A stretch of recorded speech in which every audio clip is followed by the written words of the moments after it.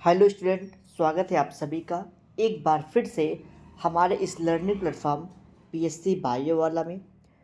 Student, आज इस lecture में हम आपके साथ डिस्कशन करेंगे सॉइल इरोजन के बारे में।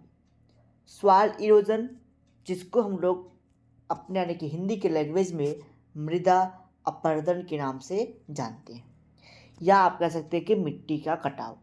ठीक, मृदा अपरदन। ठीक, सॉयल इरोजन EROSIO है। ठीक है, ON। ठीक, सॉयल यानी कि मिट्टी का कटाव किस प्रकार से होता है, इसको हम लोग यानी कि इस चीज़ को हम लोग सॉयल इरोजन के नाम से जानते हैं। अब बात आती है मिट्टी का जो कटाव है यानी कि जो मृदा का अपरदन होता है वो किस किस तरीके से हो सकता है, किसके द्वारा होता है। तो जो मृदा अपरदन होता है, कि जो मिट्टी का कटाव होता है, सॉइल इरोजन जो होता है, वो मोस्टली वाटर के द्वारा होता है। किसके द्वारा होता है? वाटर के द्वारा, और साथ ही साथ विंड के द्वारा। यानी कि विंड और वाटर, वाटर मतलब समझ रहे, पानी के द्वारा। ठीक है, विंड मतलब हवा के द्वारा। वाटर और विंड दोनों के द्वारा होता है, लेकिन जो मोस्टली वाटर इरोजन होता है वो किसके द्वारा होता है? वो होता है आपके वाटर के द्वारा।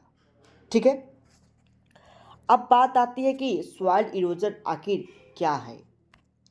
ठीक है, यानी कि देखिए, सॉइल इरोजन का मतलब ये है। अब आपको पता है सॉइल क्या होता है। सॉइल क्या होता है, प्रीवियस लेक्चर में मैंने आपको बताया कि upper most layer of the earth crust is known as क्या? सॉइल।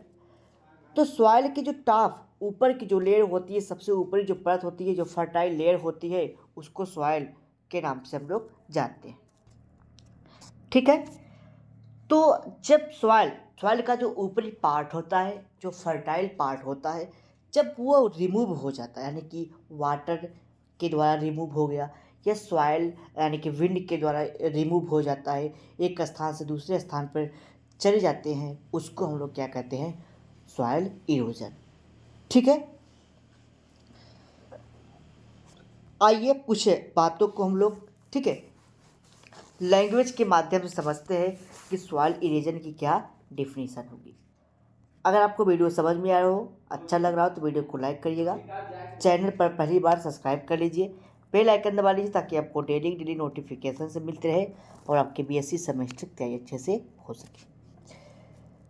तो देखिए, वही लिखा गया है, द वर्ल्ड इरोजन, यानी कि जो सॉइल इरोजन में जो वर्ड इरोजन है, उसका मतलब होता है टू क्रीपिंग वे, यानी कि रेंगते हुए, ठीक है, सॉइल आगे बढ़ जाए।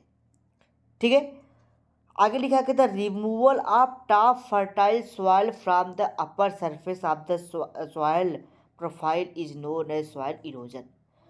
जो सॉइल प्रोफाइल हमने प्रीवियस क्लास में बताया, वहाँ मैंने बताया था कि जो सबसे ऊपर की लेयर होती है सॉइल प्रोफाइल की, वो सबसे फर्टाइल लेयर मानी जाती है, यानी कि वहाँ पे लिटर डफ इन सब की मात्रा ज़्यादा होती है।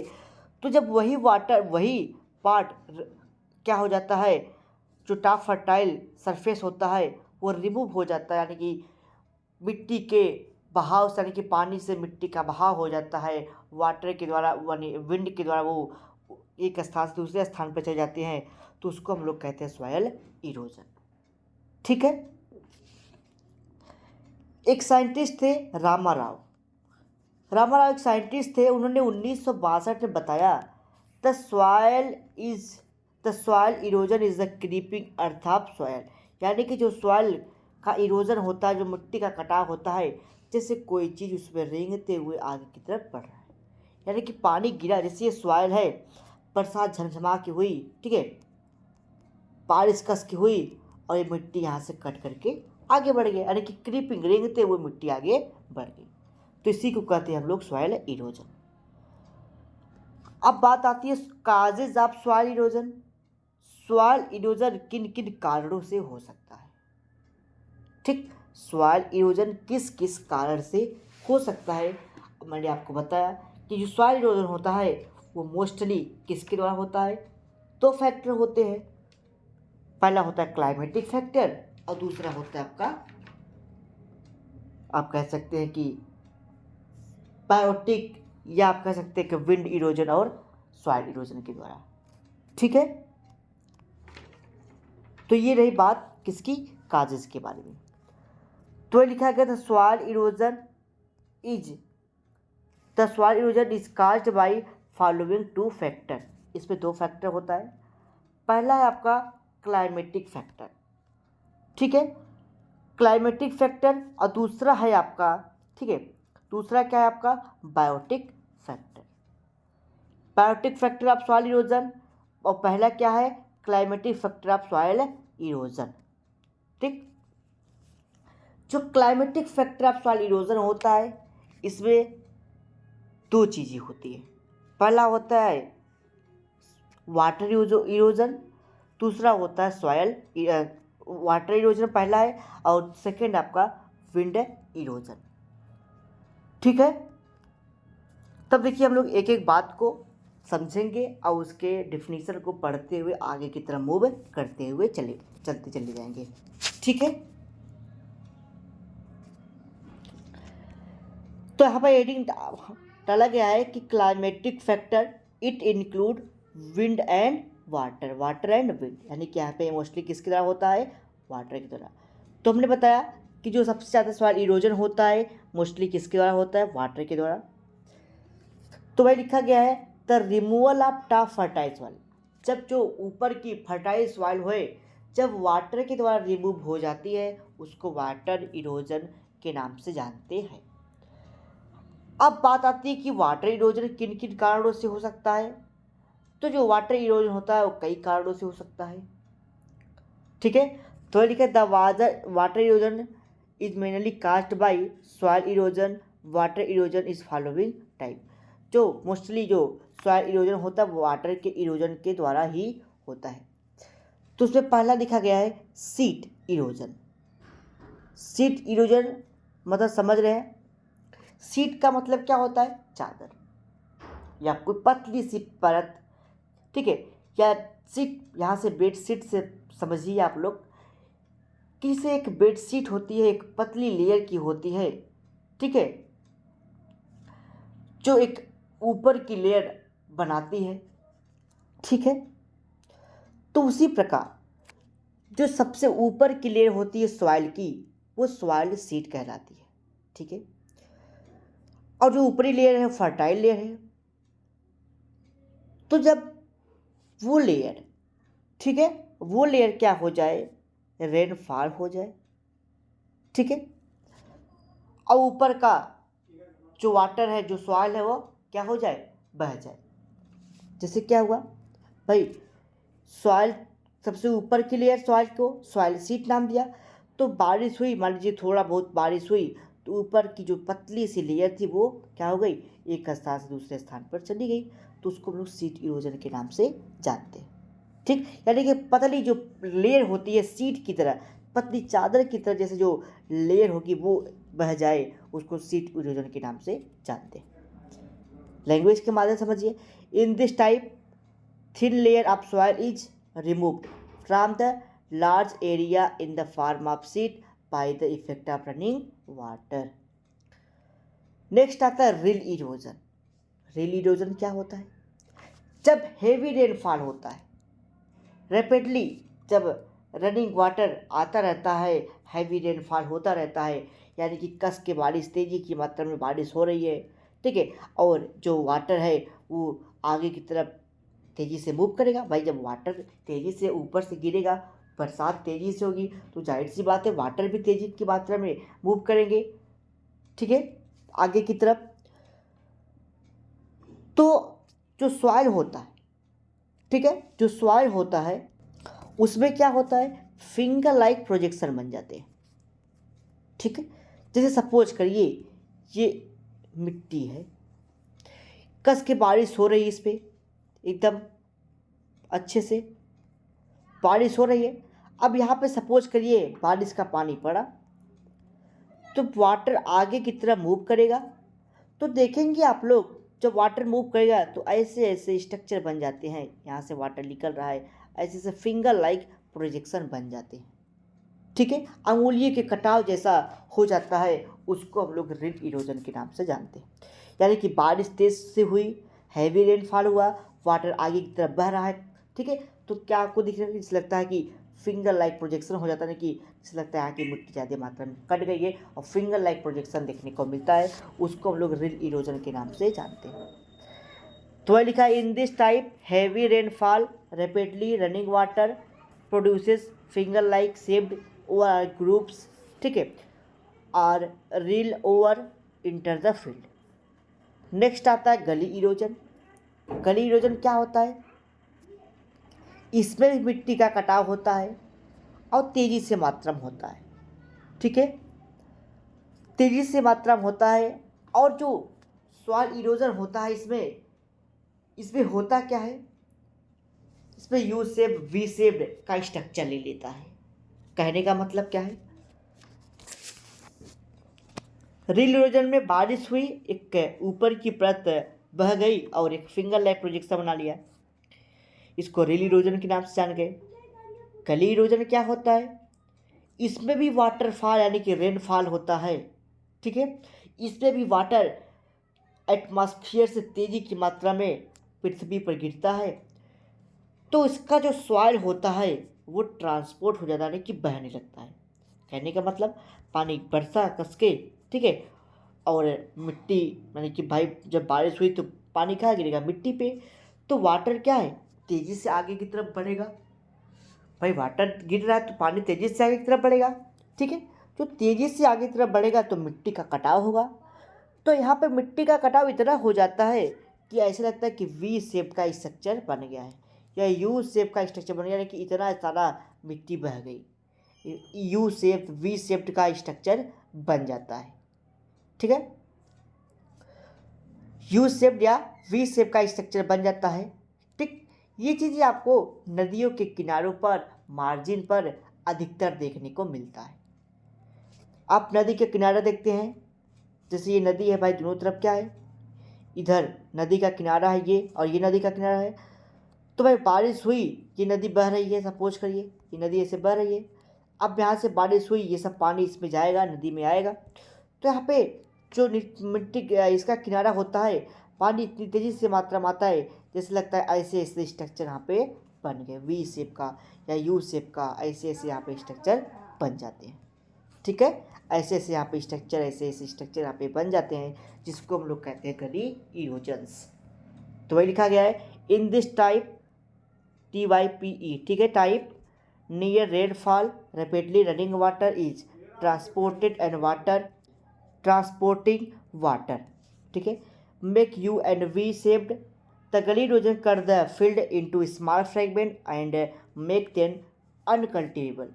और जब वहाँ की जो मिट्टी है सॉइल इरोजन के साथ, यानी जो मिट्टी बह गई वाटर के साथ, तो वहाँ पर जो सॉइल बची है वो अनकल्टिवेटेड है, यानी कि जो फर्टाइल मटेरियल था, जो अमीनो एसिड प्रोटीन विटामिन जो वाटर में सॉइल में थे, वो मिट्टी के कटाव से बह जाते हैं, तो जो सॉइल होती है वो कल्टिवेबल हो जाती है, यानी कि वहाँ पे अगर आप किसी चीज़ का प्रोडक्शन करेंगे तो अच्छे मात्रा में नहीं होगी, क्योंकि वहाँ पे जो फर्टिलाइजर है वो सब चीज़ें वहाँ पे कम है, ठीक है। अगला आता है आपका स्ट्रीम बैंक इरोजन या फिर रैपेरियन इरोजन, ठीक है, इसको समझते हैं हम लोग।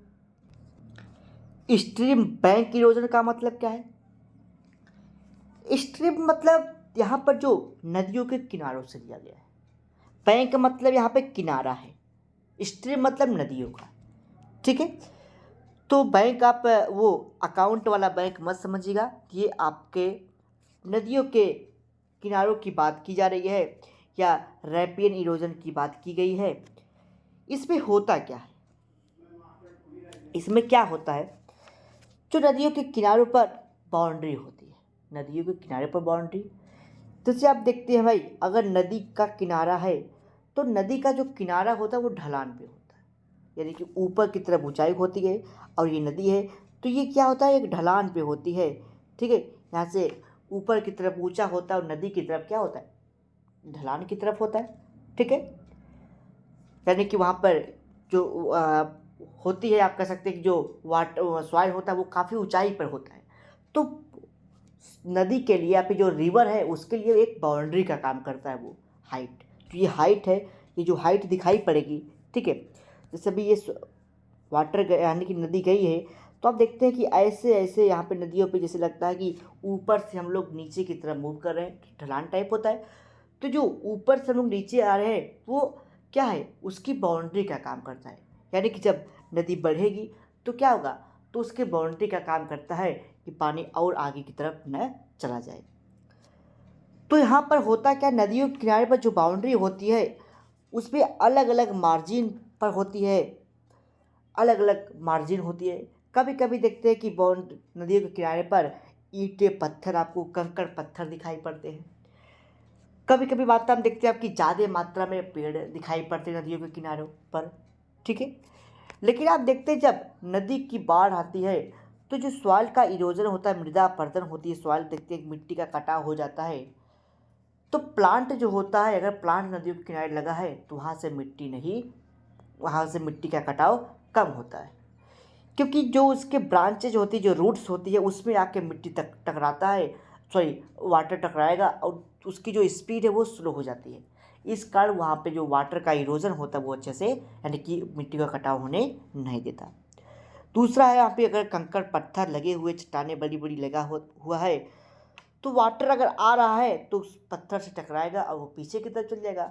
और भाई पत्थर है तो उसका मिट्टी से कोई मतलब है, यानी कि मिट्टी का कटाव नहीं होगा।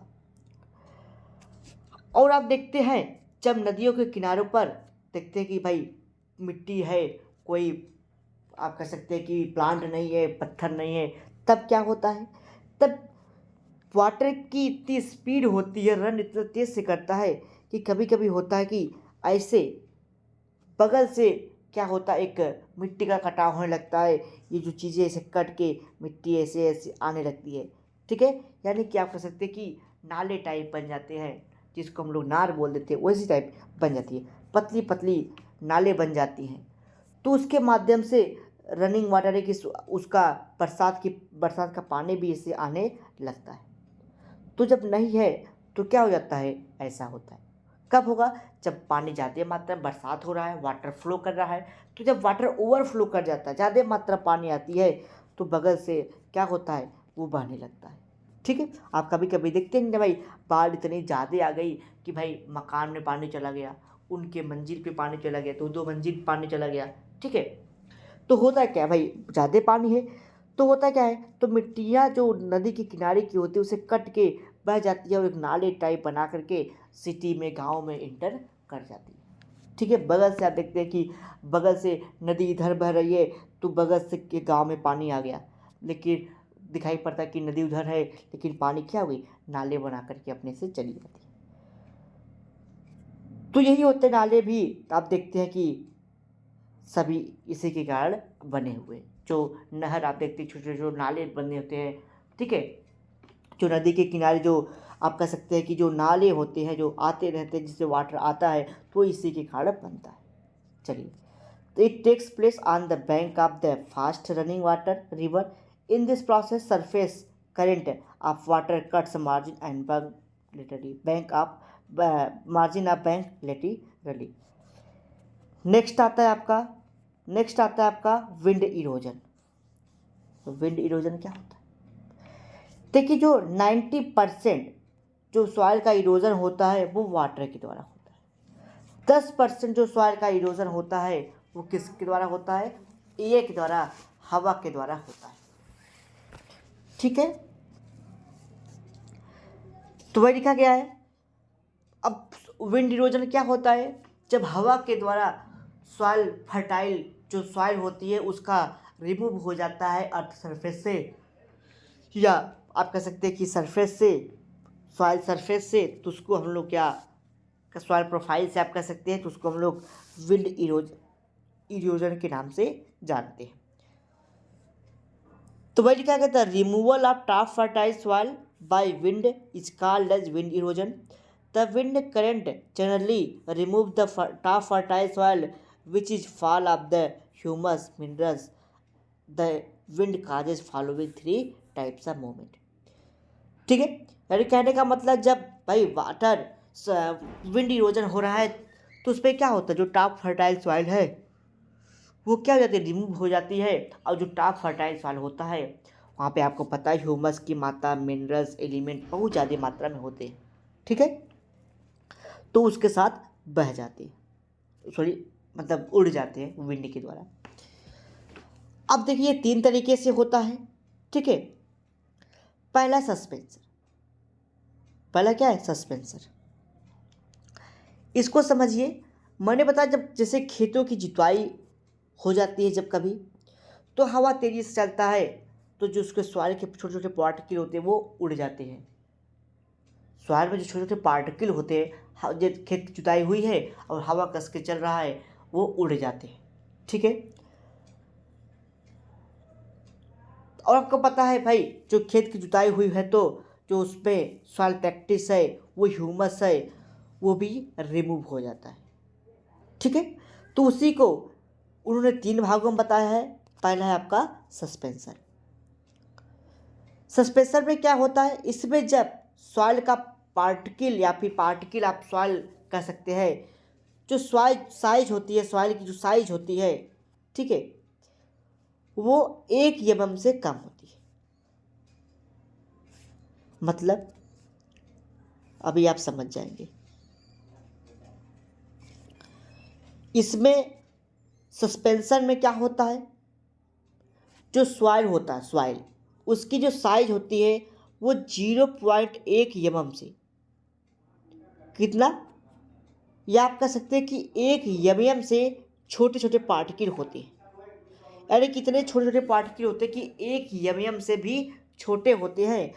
और जब कभी आंधी तूफान चलता है, या आप देखते हैं कि हेलीकॉप्टर किसी हेलीपैड पे लैंड कर रहा है, तो आप देखते हैं कि बहुत तेज़ी की मात्रा में क्या होता है, सॉइल के जो पार्टिकल है वो उड़ने लगते हैं। तो क्या होता है, वो 0.1 के जो पार्टिकल होते हैं, 0 यानी कि 1 mm से जो छोटे पार्टिकल होते हैं वो उड़ जाते हैं। तो इसको हम लोग सस्पेंसर के नाम से जानते हैं, ठीक है। दूसरा क्या है? दूसरा है साल्टेशन। साल्टेशन का मतलब क्या है? इसमें 1 से लेकर के, ठीक है, 1.1 से लेकर के 1 से लेकर के 1.5, यानी कि 1 mm से लेकर के 1.5 mm तक जो सॉइल के सरफेस होते हैं वो क्या कर जाते हैं, वो विंड के द्वारा, हवा के द्वारा एक स्थान से दूसरे स्थान पर चले जाते हैं। तीसरा आता है सरफेस क्रीपिंग। सरफेस क्रीपिंग में क्या होता है? इसमें जो सॉइल की साइज होती है वो 5 से 10 mm होती है, यानी कि आप कह सकते हैं कि इतने बड़े बड़े पार्टिकल मान लीजिए कि सॉइल के, ठीक। अब क्या हुआ, बहुत तेजी से आंधी तूफान आई, बवंडर आया सपोज करिए आप। अब सॉइल का जो पार्टिकल था ये यहाँ से पता चला कि 10 फीट, 5 फीट, 3 फीट दूरी पे चला गया। बड़े बड़े पार्टिकल हैं, 10 फीट दूरी पे चला गया, तो उसको हम लोग सरफेस क्रीपिंग, यानी कि क्रीपिंग करके रेंगते हुए थोड़ी आगे की दूरी पे चला जाता है, उसको हम लोग कहते हैं सरफेस क्रीपिंग। तो पहला क्या है? सस्पेंसर, यानी कि 1 mm इतना इसका पार्टिकल होता है, हवा चला, आधी तूफान के साथ उड़ गया, ठीक है। काफ़ी दूरी पर जाएगा ये, जब ये उड़ेगा तो लॉन्ग डिस्टेंस लेगा, क्योंकि भाई हल्के पार्टिकल है, बहुत दूर जाके गिरेगा।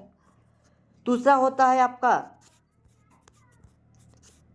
साल्टेशन। साल्टेशन में जो सॉल्ट का पार्टिकल होता है वो 1, आप कह सकते हैं कि 1 mm से लेकर के 1.5 mm का होता है डायमीटर में, ठीक है। Moves from surface due to effect of direct pressure of storm wind, major part of wind carried soil is the move in a series of punches called saltation. यानी कि जो सॉइल के 1.5 से बड़े बड़े पार्टिकल है वो सॉइल, यानी कि आधी तूफान आता है तो उड़ जाता है। दूसरा है आपका, मैंने बताया ये सरफेस क्रीपिंग, उससे बड़ी साइज की है, आधी तूफान चला, बड़े बड़े पार्टिकल है, तो वो 2-3 फीट 4 फीट आगे दूरी पे जा कर के गिर जाते हैं। दूसरा आता है बायोटिक फैक्टर। बायोटिक फैक्टर किस बायोटिक फैक्टर से किस प्रकार से सॉइल का इरोजन हुआ होता है उसके बारे में समझिए। सब ऐसे समझिए आप बायोटिक फैक्टर को, जैसे फसल लगी हुई है, ठीक है, फसल लगी हुई है और गाय भैंस नील गाय पहुँचे, प्लांट को खाना स्टार्ट कर दिए। अब प्लांट को खाना चाहिए, वो प्लांट को ही उखाड़ दिए, ठीक है। अब मिट्टी क्या हो गई, वहाँ पे उखड़ गई, और बाय द वे पानी खूब बरसा, तो मिट्टी जो जानवरों ने खाया, जो मिट्टी उखड़ गई, वो क्या हो जाएगा, सॉइल वाटर के साथ बह जाएगा, ठीक है। उसके बाद जो ग्रेजिंग एनिमल है, उसके खुर यानी कि जो पैर होता है, खुर होता है, उससे मिट्टी उखड़ गई, ठीक है, तो उसके साथ सॉइल इरोजन हो सकता है। या जैसे कभी कभी मिट्टी की कटाव को रोकने के लिए, ठीक है, ढालू एरिया है, जैसे यहाँ पे ढलान है, यहाँ पे ऊंचाई है, ठीक है, ऐसे समझिए, ये ऐसे नीचे की तरफ आ रहा है, और यहाँ पे ब्रिज को लगाया गया है कि भाई वाटर आएगा, अगर यहाँ पर ढलान एरिया है, ऐसा है कुछ, ब्रिज लगा हुआ है, वाटर आएगा ऐसे तो यहाँ से लड़ जाएगा, तो मिट्टी का जो कटाव वो तेज़ी से नहीं होगा।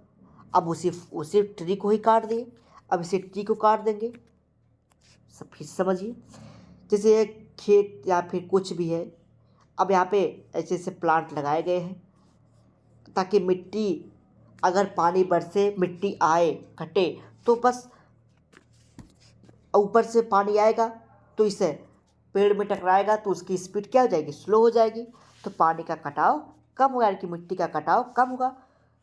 अब इसी प्लांट को काट दिए अपने फ़ायदे के लिए, प्लांट को काट दिए, डिफॉरेस्टेशन कर दिए, तो क्या होगा, सॉइल इरोजन तब होगा तेज़ी से, ठीक है।